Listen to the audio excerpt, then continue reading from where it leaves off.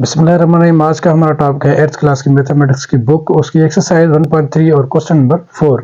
तो सवाल है हमें एफ डी, ये सेट बिल्डर फॉर्म में हमें दिया गया सवाल है। X Z x belongs to N for natural set, और नेचुरल सेट कहाँ से शुरू होते हैं? 1 से शुरू होते हैं।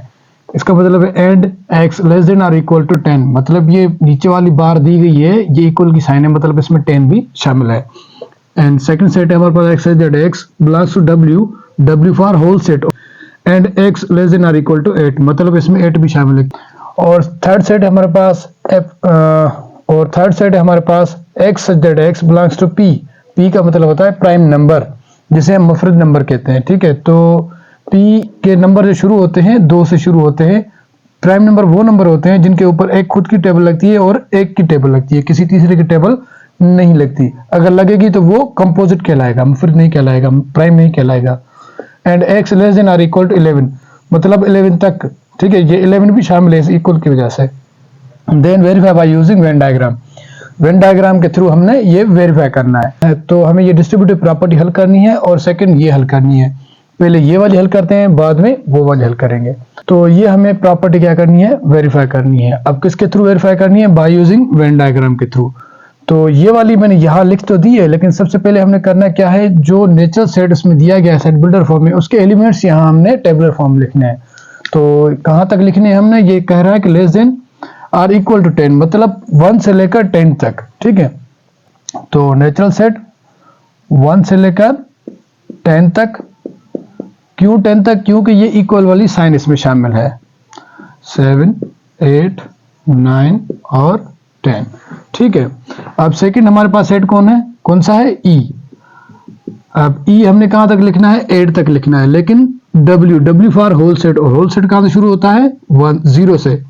तो 1 2 3 4 5 6 7 और 8। उसके बाद थर्ड हमारे पास सेट है प्राइम सेट। अब प्राइम सेट कहां से शुरू होता है? क्या नाम है इसका? अच्छा, इसका ये डी है, डी लिख लेना आप। मैंने एन लिखा है, आप डी लिख लें। ठीक है, अब थर्ड सेट कौन सा है? एफ। ये किससे बिलोंग करता है? P for prime. Prime number 2 से शुरू होते हैं, 2 3 5 7 और 11। अब ये वो नंबर्स हैं, वो डिजिट हैं, वो एलिमेंट हैं जिनके ऊपर एक खुद की टेबल लगती है और एक की टेबल लगती है। किसी तीसरे की टेबल लगेगी तो ये प्राइम नहीं बल्कि कंपोजिट कहलाएगा। तो इसको हल करते हैं। सबसे पहले ये वाली प्रॉपर्टी हमें दी गई है, तो ये लेफ्ट हैंड साइड पहले हल करेंगे। अब इसमें ब्रैकेट है, तो सबसे पहले हम ब्रैकेट को हल करेंगे। ठीक है, ब्रैकेट में क्या है हमारे पास? इंटरसेक्शन है। इंटरसेक्शन मतलब कॉमन, और ये किसके दरमियान है? ई और एफ के। ये ई सेट और ये एफ सेट, इन दोनों के दरमियान जो कॉमन एलिमेंट होंगे वही हमारा आंसर होगा। चलो सबसे पहले इसको हल करते हैं।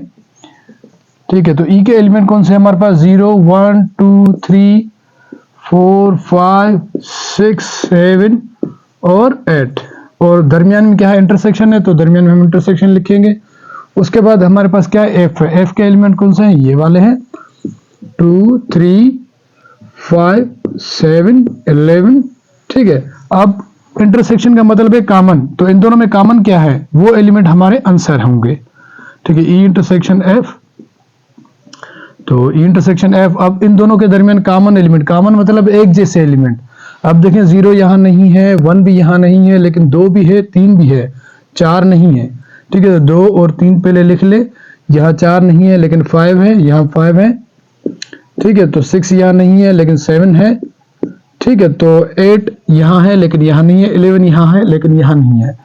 तो ये हमारा क्या हो जाएगा? आंसर हो जाएगा। पहले इसका हम क्या करते हैं? डायग्राम बना लेते हैं।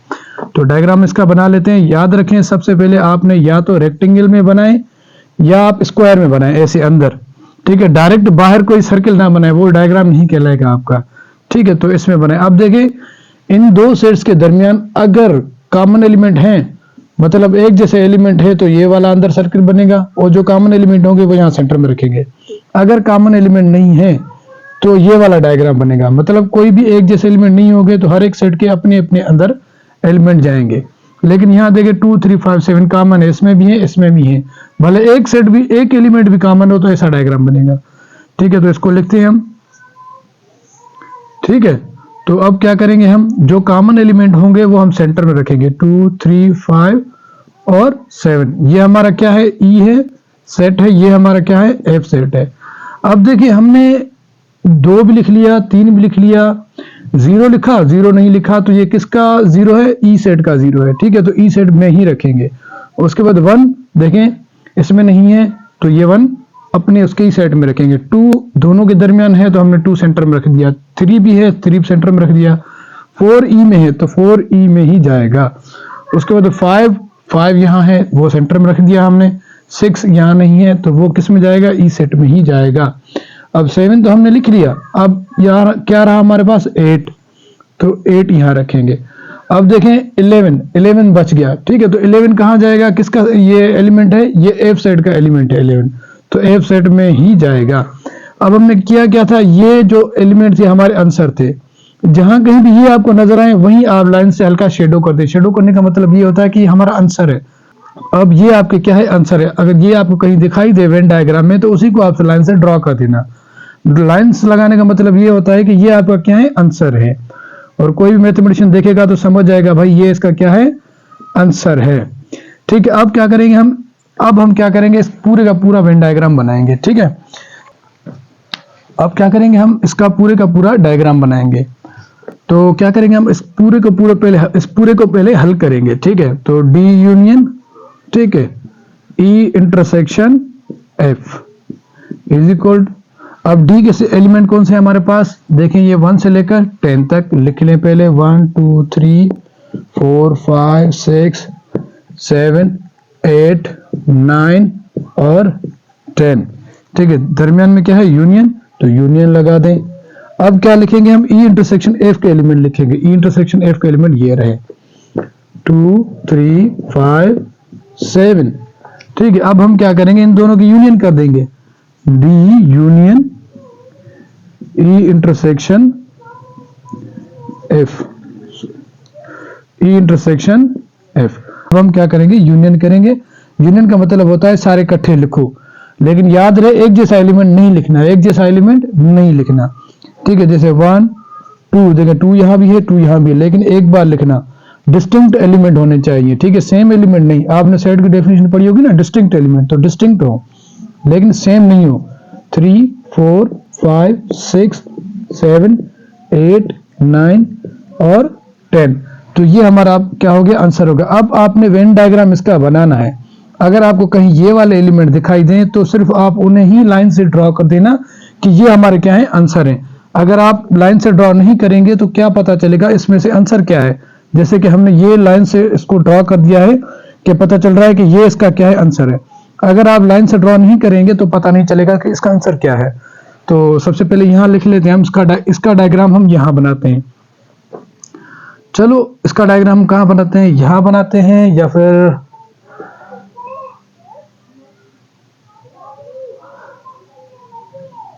तो इसका डायग्राम हम कहां बनाते हैं? यहां बनाते हैं। ठीक है, तो इसका डायग्राम हम कहां बनाएंगे? यहां बनाएंगे।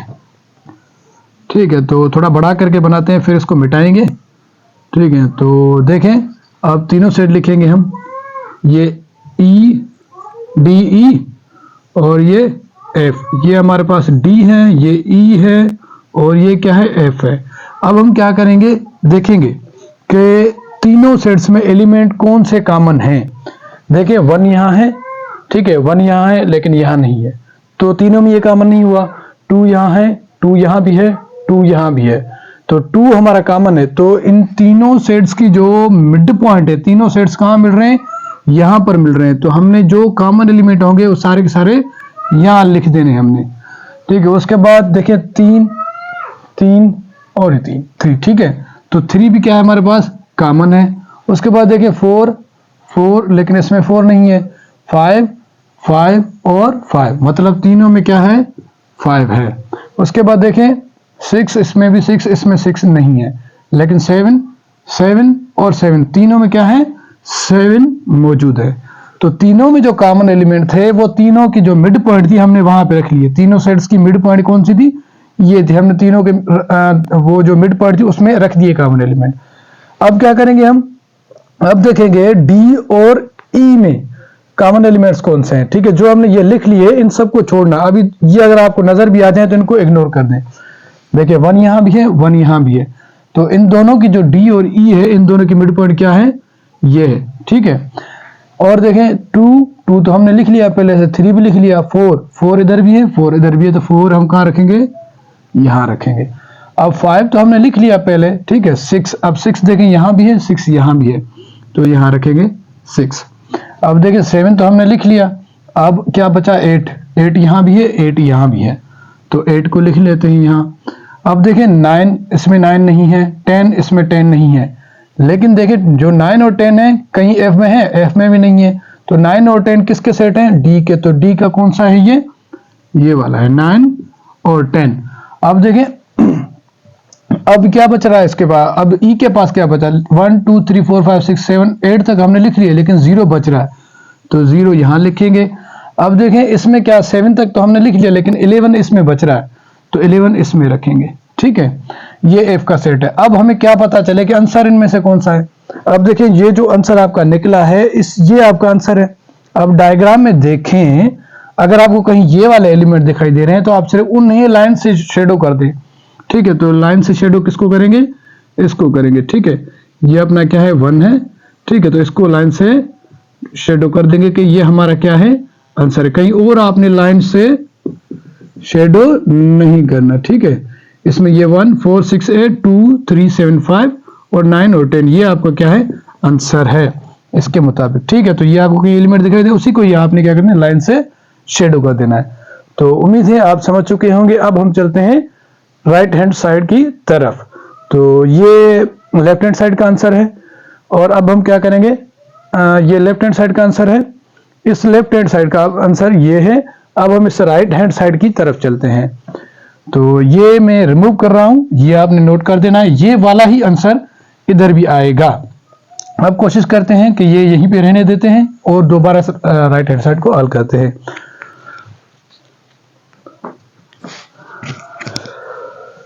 ये लेफ्ट हैंड साइड का आंसर है, ठीक है, लेफ्ट हैंड साइड, ठीक है। तो अब हम क्या करेंगे, राइट हैंड साइड का आंसर निकालेंगे। तो डी यूनियन ई है, ठीक है। डी यूनियन ई को हम पहले हल करेंगे। डी के एलिमेंट कौन से हैं हमारे पास, 1 से लेकर 10 तक, 1 2 3 4 5 6 7 8 9 10। अब सेंटर में क्या है, यू है, तो यू करेंगे यूनियन। अब ई के एलिमेंट कौन से हैं, 0 से लेकर 8 तक, ठीक है, पॉइंट अप टू 8। अब हमने क्या करना होता है, सारे के सारे इकट्ठे लिखने होते हैं, तो सारे के सारे इकट्ठे लिख लेते हैं हम। लेकिन याद रहे एलिमेंट डिस्टिंक्ट हो, डिस्टिंक्ट का मतलब डिफरेंट, एक जैसे ना हो, ठीक है।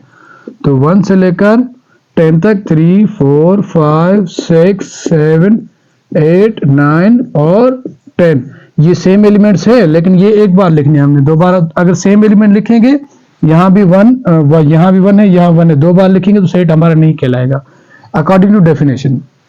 अब जो ये डी यूनियन ई है, अब इसका हम क्या करेंगे, डायग्राम बनाएंगे। तो डायग्राम कैसे बनेगा, डी यूनियन ई का डायग्राम हम यहाँ बनाते हैं, क्योंकि यहाँ एक और सेट भी हम हल करेंगे, ठीक है। डी यूनियन ई का सेट हम यहाँ बना लेते हैं। तो डी यूनियन ई का सेट हमारे पास ये हो गया ए से, ये ए से। अब देखिए इन दोनों के दरमियान 1 भी कॉमन है, 2, लेकिन 8 तक कॉमन है। तो हम 8 तक जो कॉमन एलिमेंट होंगे वो हम सेंटर में रखेंगे, ठीक है। जो कॉमन एलिमेंट होंगे, एक जैसे एलिमेंट होंगे, वो हम इन दोनों के मिड पॉइंट पे रखेंगे, ठीक है ना, सेंटर में रखेंगे। ये अपना डी है और ये अपना ई है।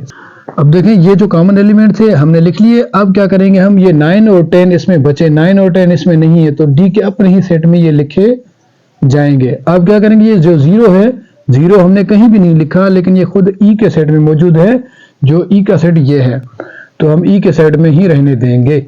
अब हमारे जो हमने डी यूनियन ई की थी उसमें कौन से एलिमेंट थे, 1 से लेकर 10 तक। अब जहां कहीं भी 1 से 10 तक आपको एलिमेंट दिखाई दे, वही आपका आंसर है। तो इन्हें लाइन से क्या कर दें, शेडो कर दें कि ये हमारा क्या है, आंसर है, ठीक है। तो इसको आंसर कर दें। अब हम क्या करेंगे, डी यूनियन ई तो हमने कर दिया, लेकिन अब डी यूनियन एफ भी करेंगे।